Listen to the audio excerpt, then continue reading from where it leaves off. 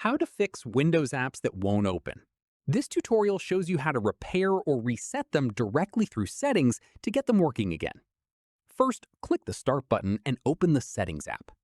From there, click on Apps in the left sidebar. After that, click on Installed Apps on the right side of the screen. At this point, find the app that isn't opening. Click the three dots next to it and select Advanced Options. From here, scroll down until you reach the Reset section, where you'll find two options, Repair and Reset.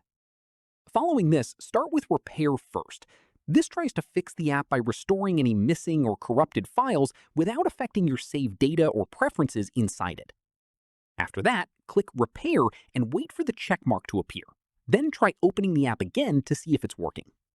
From here, if the app still won't open after repairing, come back to the same screen and tap Reset instead. Reset wipes the app back to its default state, as if it was freshly installed, so keep in mind that any saved preferences or login data inside the app will be cleared.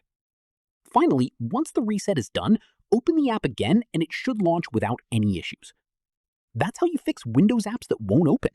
Found this useful? Leave a like, subscribe for more, and ring the bell so you never miss a future upload.